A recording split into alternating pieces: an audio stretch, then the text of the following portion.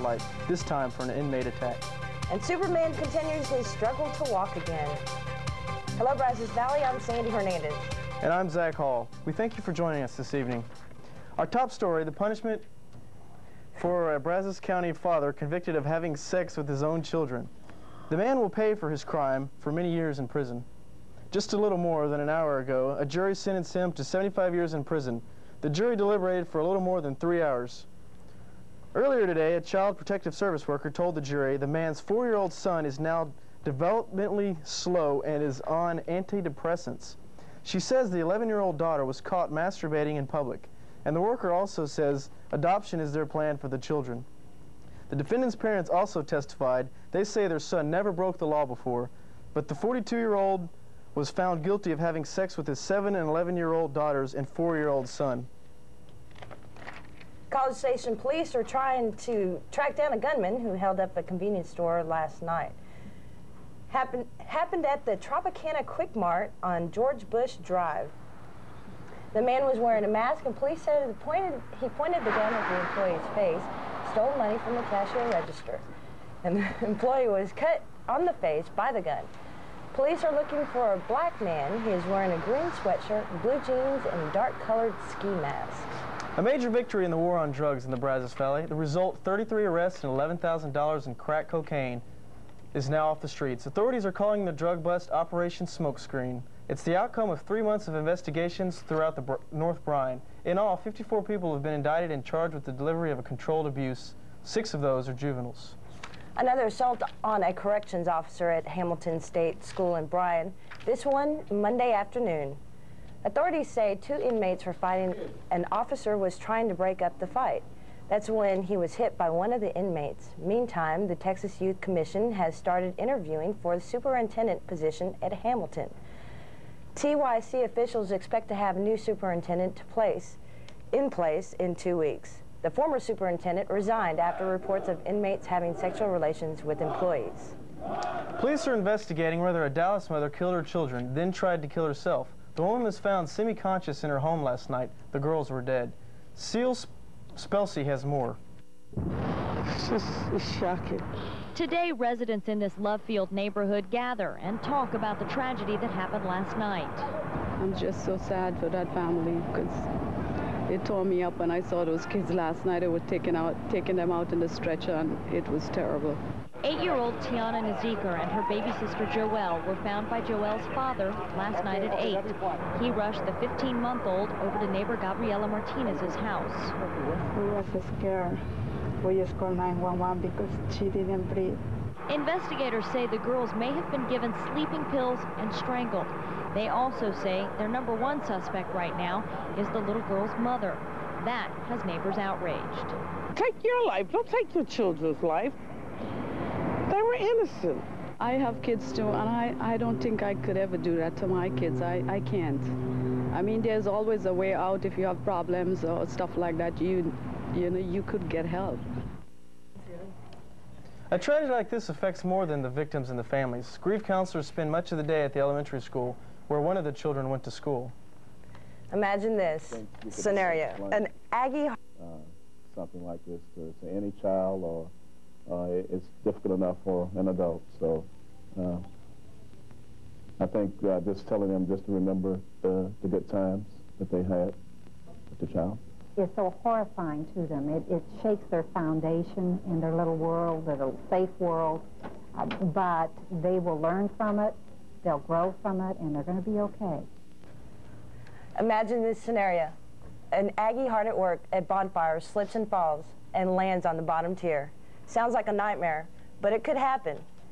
But as News Star 3 Teresa Woodard reports, after an experience today, emergency crews are ready, just in case their worst fears come It's true. 1:26 in the afternoon. An Aggie working on bonfires slipped and fell. He's unconscious, lying on the bottom tier of logs. We're getting guys off the stack right now as we speak. Emergency crews immediately go to work. Within just minutes, 3 medics are helping the victim. All right, I want one more medic up on stack. Backboard coming up. 10 minutes later, all the equipment's in place, and crews begin treating the patient. They have a fractured femur. They have an open fracture on the clavicle, which is bleeding. After 32 minutes up on the stack, the crew is finished. The patient's secure on a backboard and ready to be hoisted down. Now, if this was a real situation, the Bryan or College Station fire departments would be here. They'd put up their ladder, and the crew would work the patient down, which would be secured to a board, which would then be secured to the ladder. The crew is happy with its work. Their only criticism, they each say they wish they'd moved a bit faster. They went well. Obviously, whenever you have any sort of traumatic situation, whether it be a mock or whether it be a reality, you're going to miss some stuff. Now, don't think the crew was at the stack site just waiting on this mock disaster to happen. If Aggies are building, the care team is always watching. Normally we have at least 2 medics in charge out here. Sometimes we'll have as many as 10 even. So we're really pretty well staffed out here. No one wants something like this to really happen, but if it does, the care team is ready to go into action. Teresa Woodard, News Star 3 Evening Report. And be sure to join us next Tuesday for Bonfire 98. We'll be live from Bonfire site with team coverage. When we come back, Bob French will let us know when the weather temperatures will return. And we'll tell you about a diary that may rewrite Texas history. You told me not to forget it, and I did.